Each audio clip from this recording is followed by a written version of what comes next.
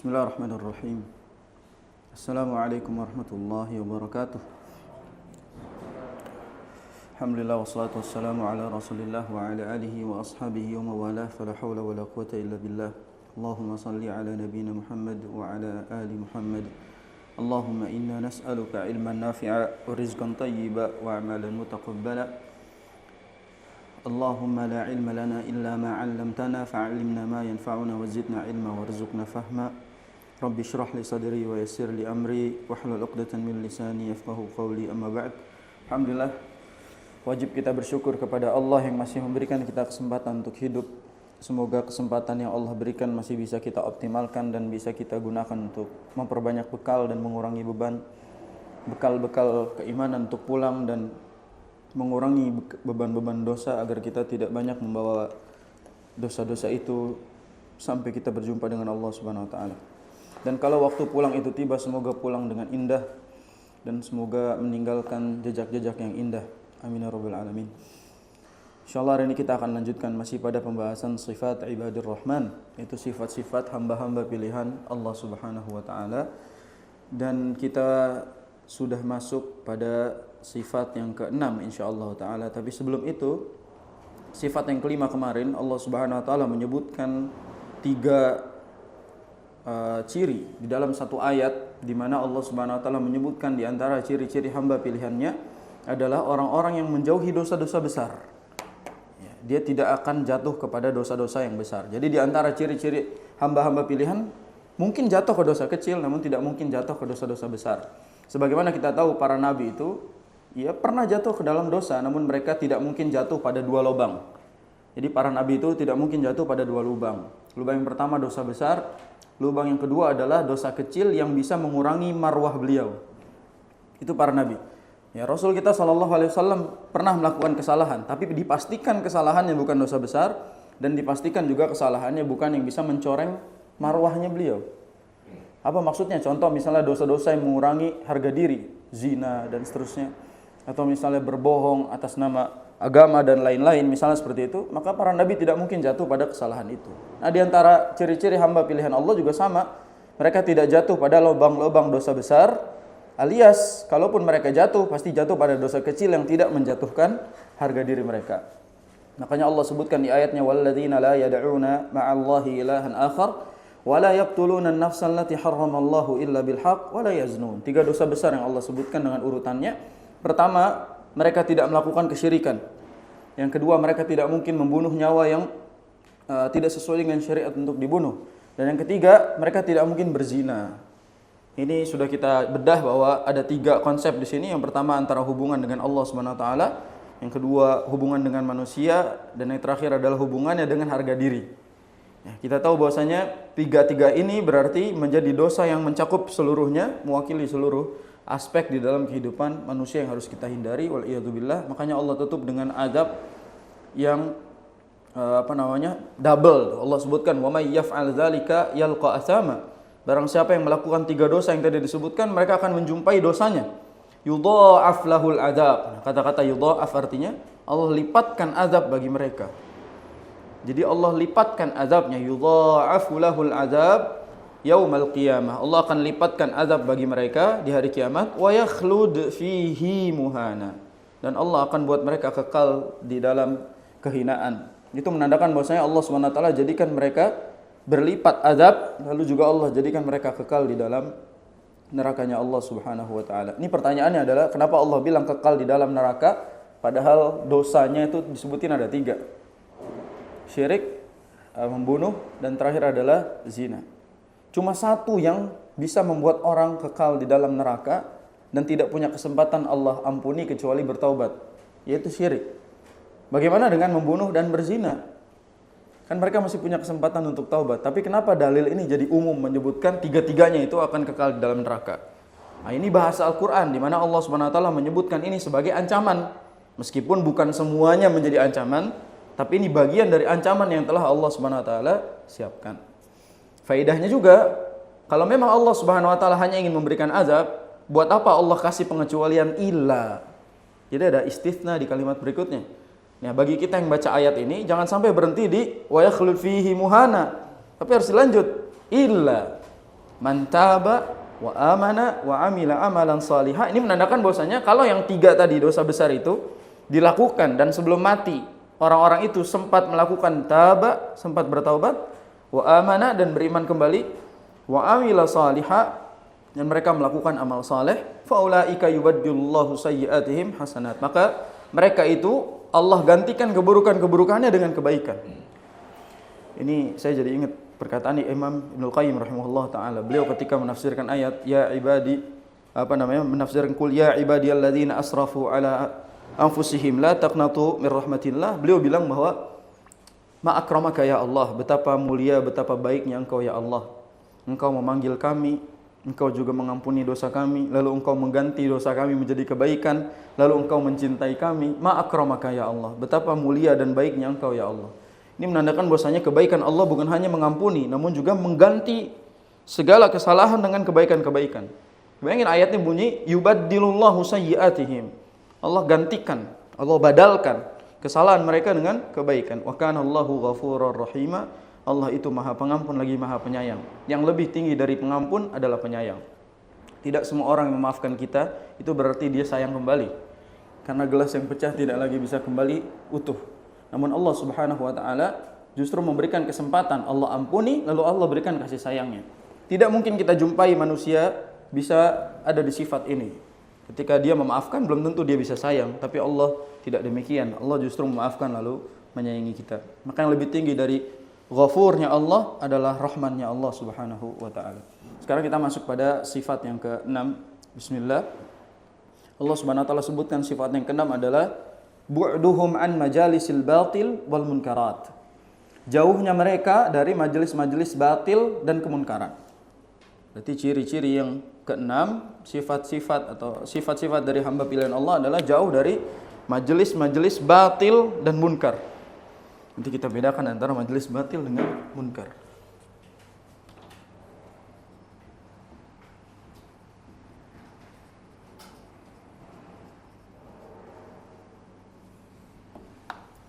Yang keenam adalah menjauhi majelis batil dan munkar. Yang keenam, Allah Subhanahu wa taala menyebutkan walladzina la yashhaduna az-zur wa idza marru bil lagwi marru kirama. Yaitu orang-orang yang tidak pernah menghadiri tempat-tempat yang zur, ya. Para ulama menafsirkan kata zur adalah majelis-majelis yang melalaikan. Itu majelis-majelis yang membuat kita lalai dari Allah Subhanahu wa taala.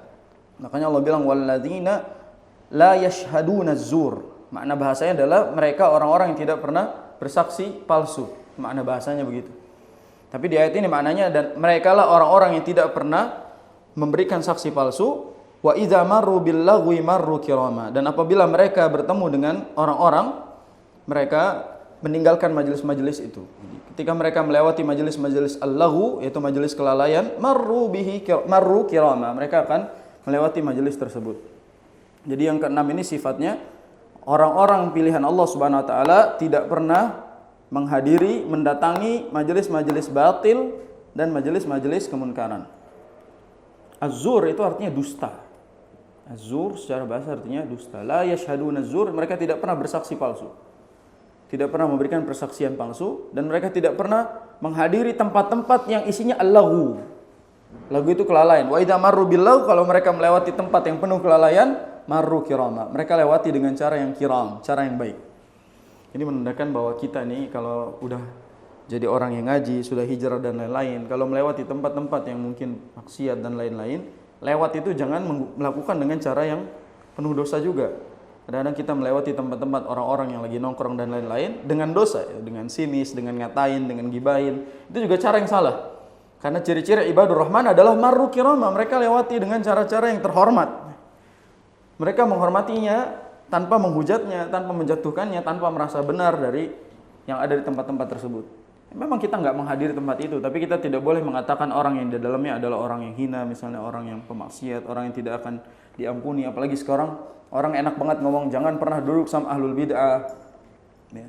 Jangan pernah duduk sama para orang-orang yang takhayul, para khurafat dan lain-lain, nggak boleh. Alasannya apa? Kita itu merasa mungkin tidak pantas gitu, tidak sejajar sama mereka gitu. Ini nggak boleh sampai seperti itu. Sekarang ini kita ini ada di zaman majelis selfie. Majelis selfie ya. Dimana selfie dikit sama orang, kita langsung diklaim, oh ini orang termasuk golongan tersebut.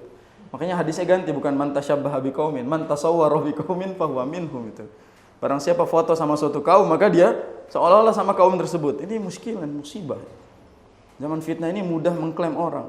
Tapi memang kita harus menghindari majelis-majelis penuh dengan kebatilan, majelis mungkin ahlul bid'ah dan lain-lain. Yang penting kita mengetahui itu semua dan melakukannya dengan cara yang baik. Kata penulis, wa min akhlaqi ibadir rahman wa jamil sifatihim annahum yunazzihuna anfusahum an huduril majalis allati ya'ummu fiha al-munkar. Di antara akhlaknya para hamba pilihan Allah ini dan di antara indahnya sifat mereka, mereka itu berusaha menjauhi dirinya, ya, yunazzihun artinya berusaha menjauhi, membersihkan dirinya an huduril majalis, dari hadir di majelis-majelis. Kalau sekarang majelis terjemahin tongkrongan. Tempat nongkrong, dari tempat-tempat yang allati ya'ummu fihal munkar, yang di dalamnya itu terjadi kemunkaran secara umum. Meskipun bukan dia yang lakuin. Ya, meskipun bukan dia yang lakuin, dia menghindari tempat tersebut. Wa yaghmuruha al-batil wal laghu al-muharram, dan dia berusaha menjauhi perkara-perkara batil, melalaikan dan perkara yang haram. Sebagaimana Allah sebutkan di antaranya la yashhaduna az-zur. Mereka tidak pernah bersaksi palsu. Ay la yahduruna az-zur wal batil. Mereka tidak pernah menghadiri sesuatu yang batil. Wa la yaghshawna majalisahu wa la yusharikuna ahlahu. Dan mereka tidak pernah menghadirinya, tidak pernah ikut nongkrong bareng sama para penghuninya. Fayadkhulu fil ayati sabiqah, ayat tadi masuk dalam cakupan. Nah, ini berarti di sini Syekh Abdul Razak pengen menjelaskan majelis apa yang disebut majelis batil ini. Kriterianya apa? Yang pertama, al-majalisul qa'imatu 'alal ma'asi wal atham. Majelis yang isinya dosa. Jadi yang disebut sebagai majelis batil dan munkar disebutkan. Yang pertama adalah majelis yang isinya dosa. Seperti disebutkan, baca kalimat berikutnya adalah kal ghibah wan namimah was sukhriyah wal istihza wal kadhib wal ghina wa musyahadatul munkarat wal fawahish allati tu'radu fi syashatit tilfaz wa ajhizah al jawal wa ghairi dzalik. Masyaallah, banyak banget. Yang pertama ghibah. Kedua namimah. Ini diantaranya beliau bilang dengan sangat detail contoh-contohnya. Namimah, berikutnya yang dalamnya adalah ada bully. Berikutnya juga di dalamnya ada tontonan maksiat. Berikutnya juga ada musik. Beliau sebutnya tadi al-ghina. Berikut juga beliau sebutkan adalah di antara majelis-majelis yang harus kita hindari adalah wajhizatiz jawal, yang menampilkan dosa. Ini secara detail beliau sebutkan. Di antaranya adalah yang pertama majelis ghibah, yang kedua majelis namimah. Namimah itu berarti adu domba. Majelis yang di dalamnya ngompor-ngomporin ustadz itu nggak boleh. Majelis-majelis yang di dalamnya ngegibahin orang lain itu juga tidak boleh. Berikutnya majelis yang di dalamnya itu ada tontonan-tontonan yang negatif. Ini kadang-kadang saya jelaskan waktu menjelaskan fikih nongkrong itu. Jadi kalau kita datang ke kafe dan kafe tersebut isinya ada yang mempertontonkan kemaksiatan atau dosa, kita cari kafe yang lain. Mempertontonkan. Jadi dia memang ngasih live music misalnya, atau ngasih live joget dan lain-lain, maka kita harus hindari kafe tersebut. Tapi selain itu, kalau misalnya dia cuma nyetel musik, itu masih bisa dihindari. Kita boleh duduk di situ kalau ada kepentingan, selama itu masih bisa kita hindari karena bukan ditampilkan secara langsung. Apa bedanya live music sama musik yang disetelin jadi background? Jelas beda. Kalau yang jadiin backsound itu masih bisa dihindari. Tapi kalau live music awalnya mungkin kita hindari, tapi kita lama-lama menikmati penampilannya, menikmati show-nya. Ya bukan hanya pendengaran, tapi kan penampilannya dilihat, diperlihatkan. Maka ini permasalahan yang harus kita hindari, tempat-tempat seperti ini. Lalu juga tempat-tempat yang di dalamnya mungkin menjadi majelis rumpi, majelis gosip dan lain-lain harus kita hindari. Yang kedua disebutkan juga di antara contoh majelis batil adalah wa yadkhulu fiha al-majalisul qa'imatu ala tarwijil afkar al-munharifah wal ara'il fasidah wal a'mal al-mubtada'ah min du'atis su'i wad dhalal. Ya, harus dengarkan ini disebutnya du'at.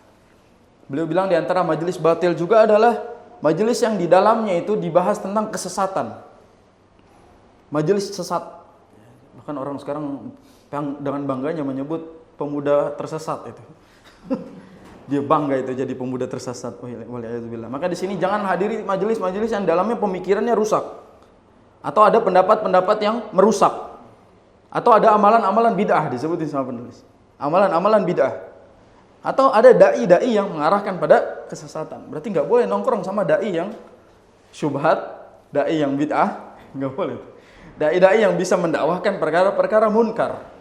Nah, ini kenapa para ulama itu mencegah kita duduk bersama para ahlul bid'ah. Tapi ini harus dijadikan disclaimer ya. Yang nggak boleh itu duduk sama ahlul bid'ah, bukan al-mubtadi'. Apa perbedaan mubtadi' dengan ahlul bid'ah? Mubtadi' dia melakukan bid'ah tanpa sepengetahuan. Dia taklid. Dia mungkin nggak tahu dalilnya. Itu mubtadi'. Tapi kalau ahlul bid'ah, dia tahu ilmunya, tapi dia berusaha menyangkal dan melakukan bid'ahnya. Ya ustadznya itu. Ustadznya, kiainya, itu berarti harus dihindari. Tapi muridnya jangan dijauhkan. Justru itu jadi ladang dakwah kita untuk menyampaikan kebenaran. Jadi hukum asalnya memang kita harus memilih siapa yang nongkrong bareng kita, duduk bersama kita. Karena di antara ciri-ciri ibadur rahman adalah mereka tidak mau duduk bersama orang-orang yang merusak. Berarti di sini majelis yang isinya pemikiran sesat, apapun itu kesesatan baik dari segala sisi, maka kita tidak boleh hindari. Ada majelis filsafat misalnya, itu bisa membuat kita melemahkan iman dan lain-lain, tinggalkan. Jangan sampai kita duduk bareng mereka. Yang berikutnya juga adalah majelis yang merayakan perayaan melanggar syariat. Ini termasuk ciri-cirinya nih, nomor 6 ini dijabarkan sama penulis bahwa banyak mungkin majelis-majelis yang melanggar syariat. Bahkan penulis bilang apa? Al-majalisul lati tuqamu fiha a'yadul musyrikin, yaitu hari raya orang musyrik. Contoh misalnya datang ke acara tahun baruan. Ya. Datang ke acara pesta tahun baru misalnya. Kan yang undang saudara ustadz, kita mau silaturahim misalnya. Tapi pestanya pesta tahun baru. Walaupun dalam rangka bakar-bakar dan lain-lain, tapi ada judulnya misalnya. Ini orang ibadur rahman meninggalkan majelis-majelis tersebut. Wal mawasimul lati yahtalifuna fiha. Yahtafiluna fiha, atau apa namanya perayaan-perayaan lain yang dirayakan. Fayahram ala al-muslim, fayuhramu ala al-muslim huduruha. Ya, maka haram bagi seorang muslim itu menghadirinya ataupun mengucapkan selamat atau juga bersukacita terhadap perayaan-perayaan tersebut. Contoh misalnya hadir ke acara ulang tahun teman. Dulu ada kejadian murid anak itu di pengajian, Ustadz saya tidak bisa hadir malam ini karena teman saya ulang tahun. Majelis Quran itu, kita ngaji Quran, bahas tajwid, bahas ilmu dan lain-lain. Dia izin ngaji gara-gara dia harus menghadiri acara ulang tahun temannya. Kata dia, kalau saya nggak hadir, saya nggak enak Ustadz, teman saya ini. Tapi dia berani nggak hadir ke pengajian demi merayakan ulang tahun temannya. Ini salah paham ya. Jadi yang kayak gini-gini harusnya ibadur rahman itu tahu bagaimana caranya memilih majelis yang boleh dihadiri atau majelis yang tidak boleh dihadiri. Contoh misalnya kita mau nobar, kadang-kadang nobar itu di kafe-kafe ada nobar dan lain-lain. Ternyata di nobar itu kita tahu ada live musiknya, ada jual khamernya, ada lain-lain yang bernilai kemaksiatan. Mending nobar di rumah misalnya.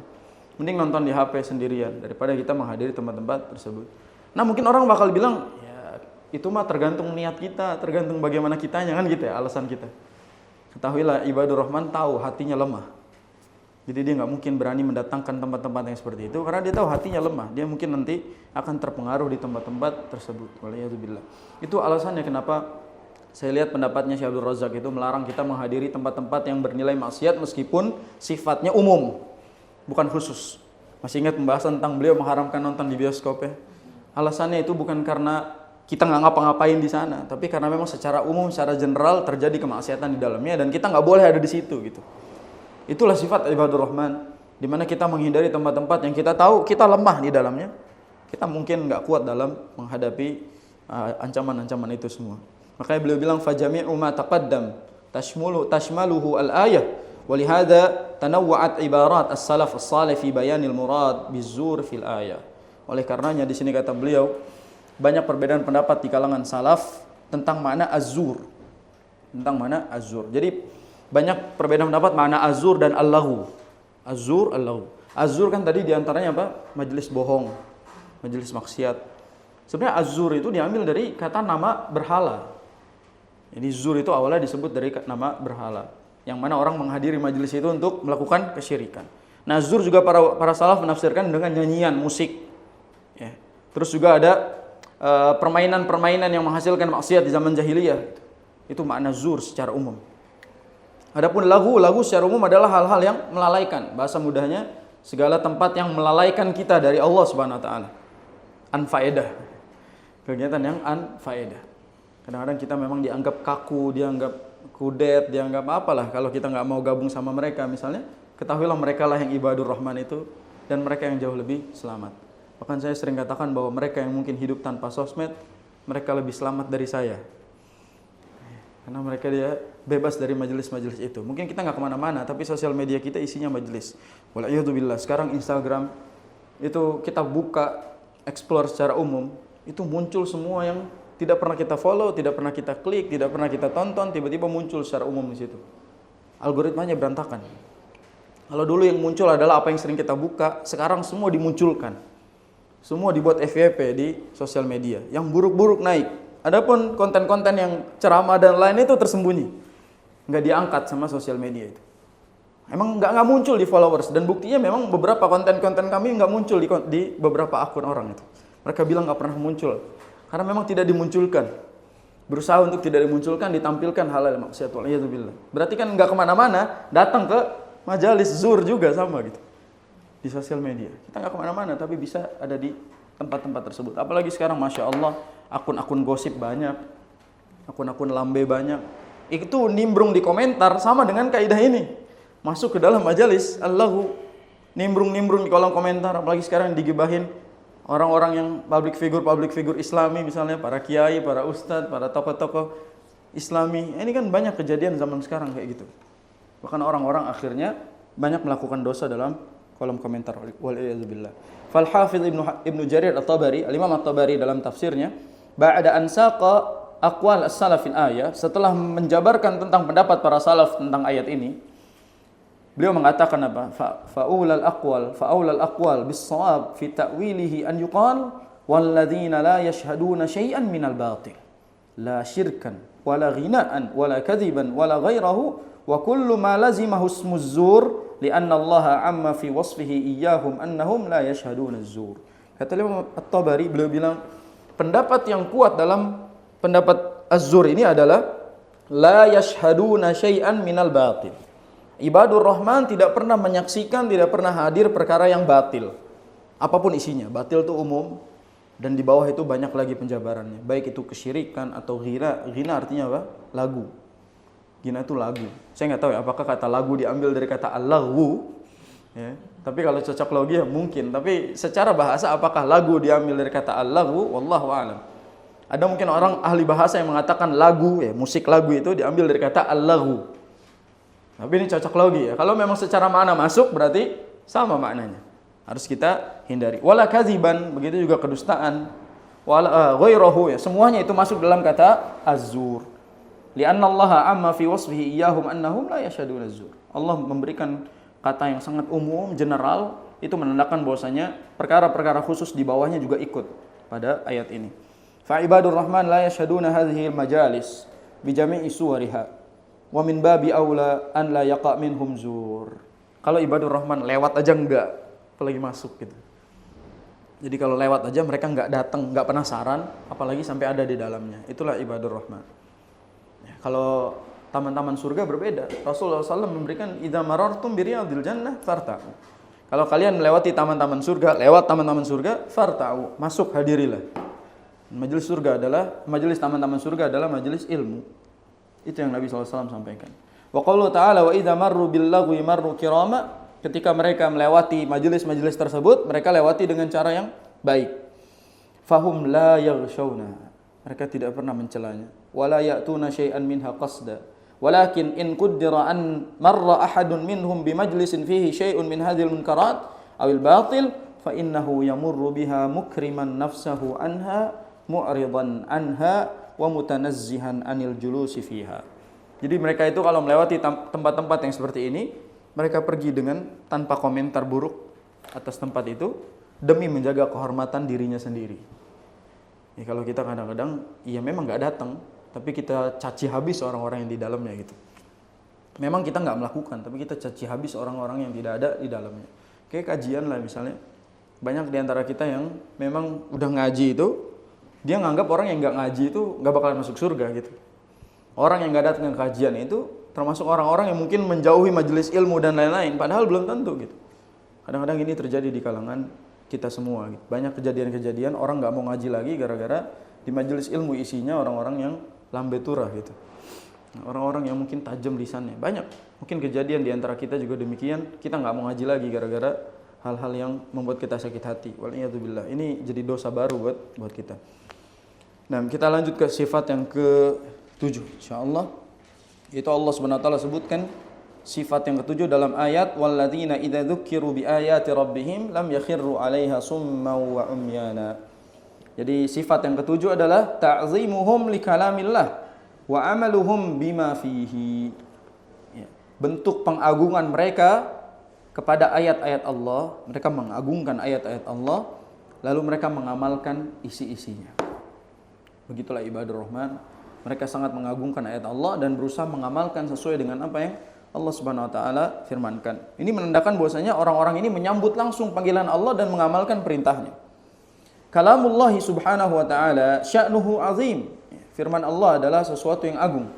Wa makanatuhu jalilah fi nufusi ibadir rahman. Dan kedudukannya itu betapa mulia di jiwa hamba-hamba pilihan Allah ini. Fala yuqabilunahu bis-sududi wal i'ra. Mereka tidak pernah menjadikan ayat-ayat itu sebagai kekangan dan sebagai bentuk mereka berpaling. Ini kata-kata sudud itu artinya yang membuat kita jadi terkekang. Contoh misalnya ayat tentang hijab. Ibadur Rahman itu tidak menjadikan hijab sebagai beban buat dia. Tidak menjadikan hijab, perintah-perintah untuk menutup aurat itu sebagai pengekangan gitu. Kadang-kadang orang itu menganggap di antara yang menyebabkan orang-orang menganggap syariat Islam itu terlalu banyak aturan karena mereka menganggap ayat itu sebagai ancaman. Mereka menganggap ayat-ayat itu sebagai batasan. Padahal tidak demikian. Sekarang ada golongan yang sedang mengangkat isu kebebasan beragama dan kebebasan berpendapat dalam beragama. Kebebasan beragama mungkin biasa aja, tapi kebebasan berpendapat dalam agama ini kurang ajar. Misalnya ada muslim, dia bilang muslim juga punya kebebasan di dalam mengambil pilihannya. Kalau Allah suruh pakai hijab, saya nggak pakai hijab ya suka-suka saya, ini kebebasan saya dalam mengambil pendapat. Ini lebih kurang ajar. Ini lebih kurang ajar. Misalnya Allah Subhanahu wa taala sebutkan di dalam ayat larangan untuk melakukan kemaksiatan ini dan ini, dia mengatakan ya, saya boleh memilihnya, saya boleh meninggalkannya. Saya boleh melakukannya, saya juga boleh meninggalkannya. Itu hak kebebasan berpendapat. Apa dalilnya? Pakai Quran juga. La ikraha fid din. Tidak ada paksaan dalam agama. Nah, ini dalilnya mantap ini. Syubhat ketemu, dalil yang disalahpahami. Dia orang bilang, kita ini bebas karena Allah sendiri yang bilang la ikraha fid din. Tidak ada paksaan di dalam agama. Jadi jangan maksa orang untuk menjalankan syariat agama. Ini syubhat luar biasa ya. Orang nggak apa-apa, kamu nggak pakai hijab nggak apa-apa, kamu buka aurat nggak apa-apa, yang penting kamu tetap sholat, yang penting kamu ini, itu enak tuh, kedengarannya dai-dai begitu enak gitu, masuklah TV gitu kan, karena memang dai-nya adem itu, dia bilang nggak apa-apa kok melakukan ini nggak apa-apa, selama ini Allah juga bilang, enak itu, syubhat-syubhat begitu enak, menenangkan kuping-kuping para pemaksiat yang malas bertaubat. Dakwah tuh nggak gitu, mungkin dakwah itu panas di hati orang-orang yang sedang terluka gitu. Sama seperti obat yang akan terasa efeknya di dalam hati orang-orang yang sakit gitu. Di dalam diri-diri orang yang sakit.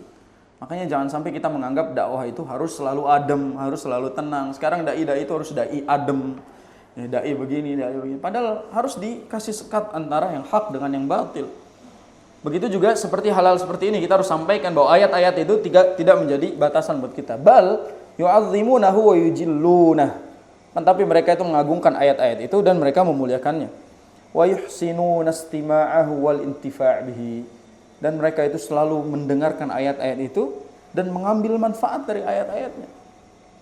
Lihat tahapannya. Mereka mengagungkan ta'zim, berikutnya ijlal, ta'zim, ijlal, berikutnya juga ihsan, berikutnya juga intifa'. Ini step yang disebutkan oleh penulis. Kita itu kalau mendapatkan ayat Allah, kita agungkan ayatnya, kita muliakan, kita berusaha mengamalkannya dan mengambil manfaat dari ayat-ayat tersebut. Bukan membantah-bantahnya gitu. Bukan kita mencari alasan dulu ini logis atau tidak, ini sepaham atau tidak dan seterusnya. Makanya Allah bilang lam yakhirru 'alaiha summa wa umyana. Lam yakhirru 'alaiha summa wa umyana artinya dan mereka itu tidak pernah menjadikan ayat-ayat itu mereka jadi pura-pura tuli dan pura-pura buta.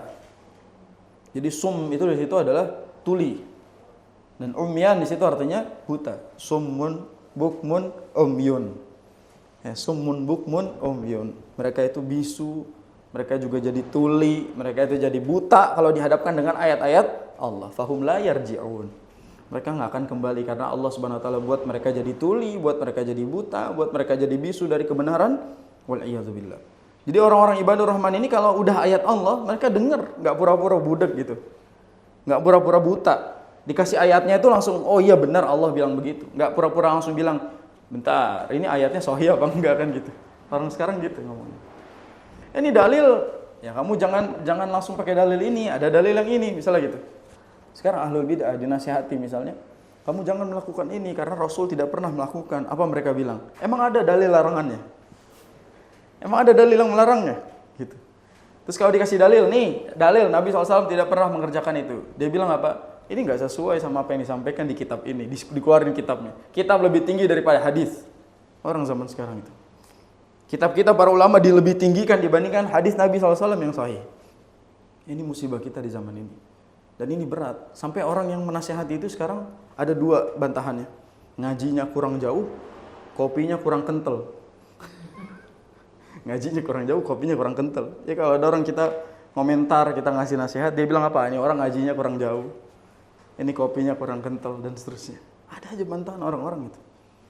Mereka pura-pura budak sama kebenaran dan mereka pura-pura buta sama kebenaran. Itulah makna di mana Allah Subhanahu wa taala menjadikan telinga mereka itu tuli, summum, bukmun, umyun, fahum la yarji'un. Allah jadikan telinga mereka jadi tuli, Allah jadikan lisan mereka jadi bisu, Allah jadikan mata mereka jadi buta dari kebenaran dan akhirnya mereka tersesat, tidak tahu jalan pulang. Itu makna ayatnya. Jadi di ayat ini ibadur rahman pakai telinganya, pakai matanya untuk menerima ayat dan mereka tidak pernah pura-pura tuli dan buta.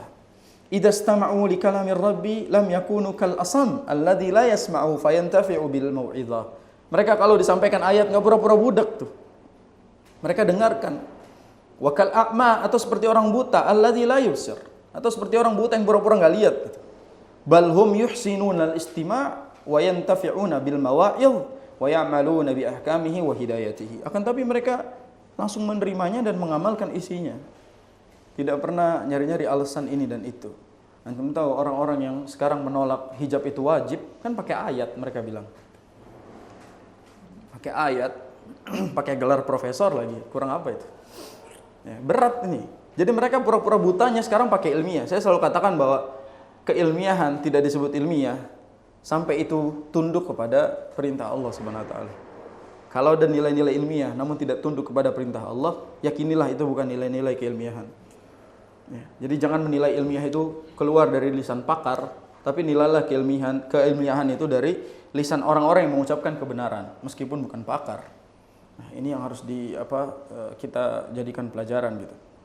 Wa an Qatadah ibn Du'amah annahu qala inda hadhil ayah lam yasummu 'anil haqq, mereka tidak pura-pura tuli dari kebenaran, wa lam ya'mau fihi hum qaumun aqalu 'anillah fantafa'u bima sami'u min kitabillah. Kata Imam Qatadah dalam tafsirnya, beliau bilang para ibadur rahman tidak pura-pura tuli dari kebenaran dan mereka tidak pernah buta dari ayat-ayat Allah. Mereka selalu terima dan selalu terikat kepada Allah. Fantafa'u bima sami'u min kitabillah. Dan mereka selalu mengamalkan apa yang mereka dengar dari firman Allah Subhanahu wa taala. Anda baru paham ayat tentang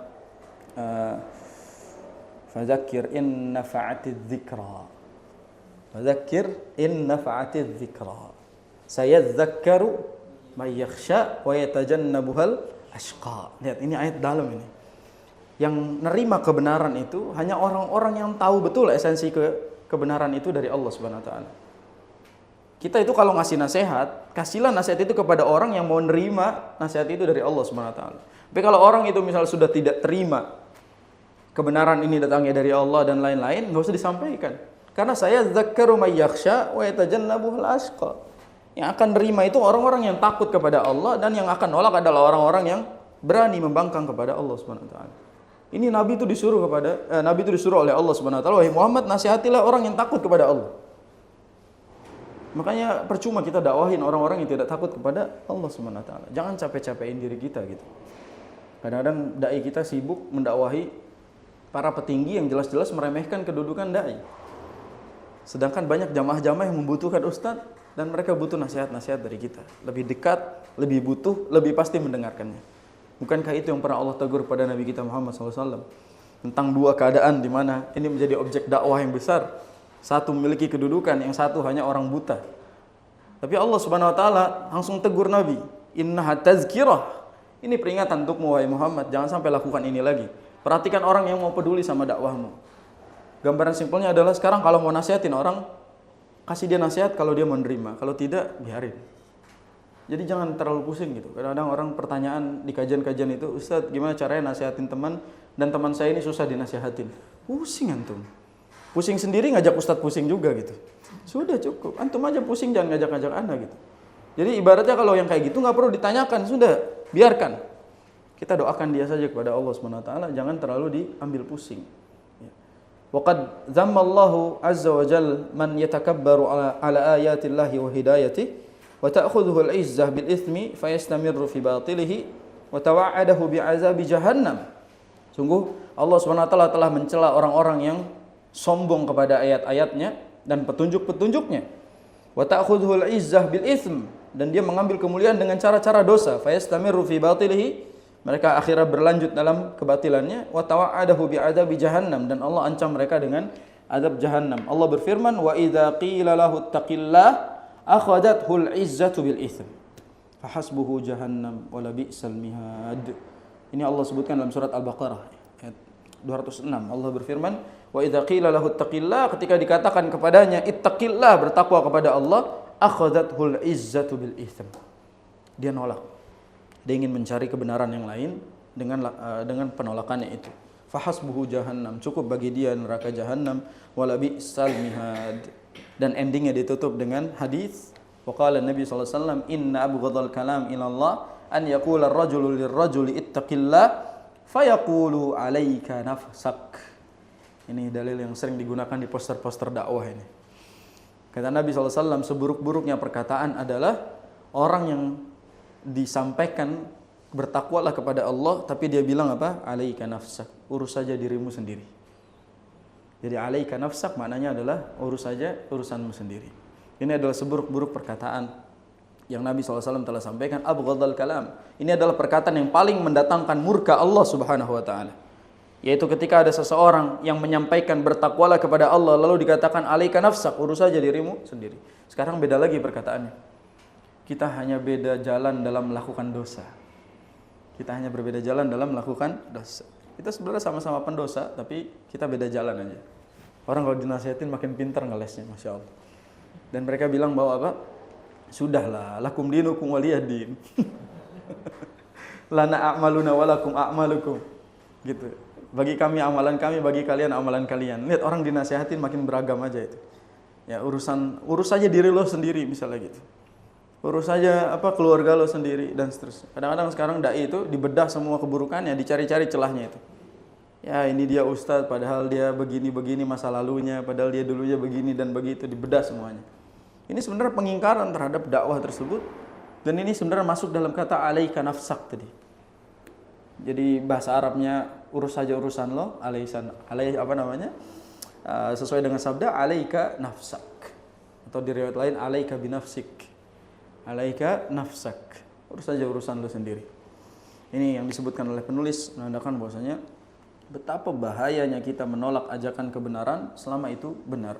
Allah tutup di surat Qaf itu, fadzakir bil qur'ani may yakhafu wa'id. Ingatkan orang-orang yang takut kepada azab Allah dengan Quran. Jadi kalau orang enggak takut sama azab Allah, jangan ingatkan dengan Quran. Tapi ingatkan dengan mushaf, pentung aja pakai mushaf itu. Dia nggak nyampe pakai Qurannya, pukul pakai mushafnya itu. Orang nggak dengar sama ayat Allah Subhanahu Wa Taala, ayatnya nggak nyampe, ya Qurannya aja kita pakai. Kadang orang ateis misalnya debatnya nggak mau pakai dalil. Pakai apa? Akal aja milik Allah Subhanahu wa taala. Bagaimana dia mendebat Allah dengan apa yang Allah titipkan kepadanya gitu. Nggak ada habisnya. Ada pengalaman Ana pernah diajak diskusi sama seorang ateis. Ibu-ibu. Antum bisa bayangin udah ateis, ibu-ibu. Ini double kill ini. Kalau ateis bapak-bapak masih mending, ini ateis ibu-ibu. Jadi paham bagaimana harusnya itu akan menjadi perdebatan yang sengit gitu. Tiba-tiba dia bilang, mana yang namanya Ustadz Fikri itu, saya pengen ketemu, pengen diskusi. Saya bilang, boleh, kapan kita ketemu sama yang perantara itu? Kapan kita ketemu, kita jadwalkan ketemu untuk diskusi, ngobrol-ngobrol aja tentang apa yang ingin ditanyakan gitu.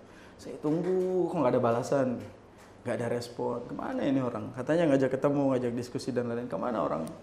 Udah selang lama waktu, mungkin udah lupa kejadian ini. Ketemu sama orangnya, sapa-sapa aja biasa gitu. Ya udah cuek-cuek aja, kayak nggak pernah terjadi apa-apa itu. Kita kayak ya mulai dari nol lagi gitu. Padahal kita begitu nampaknya ingin diskusi. Tapi dia pikir kayaknya nggak akan ada gunanya kalau dia diskusi. Mungkin dia yang nanti terjebak salah, dia terjebak kalah dan seterusnya. Akhirnya ya sudah dilupakan gitu aja. Tapi sampai sekarang masih ateis. Maksudnya adalah nanti mau belajar tapi nggak jadi karena takut benar. Gimana? Dia takut tersesat di jalan kebenaran. Ini bahaya. Ini kadang-kadang terjadi seperti itu dalam kehidupan kita. Dan kadang-kadang orang sekarang jadi ateis itu bukan karena pemahaman, tapi karena malas beragama. Adalah ajaran-ajaran yang memang dia malas dalam melakukan ibadah, sehingga dia menganut satu pemahaman yang begitu-begitu. Ini sesuatu yang memang dijadikan hilah, dijadikan alasan di dalam menolak ajaran Allah Subhanahu wa taala.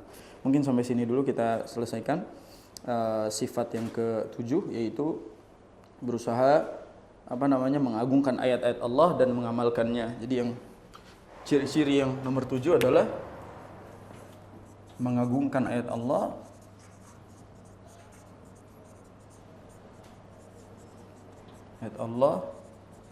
dan tidak pura-pura buta atau tuli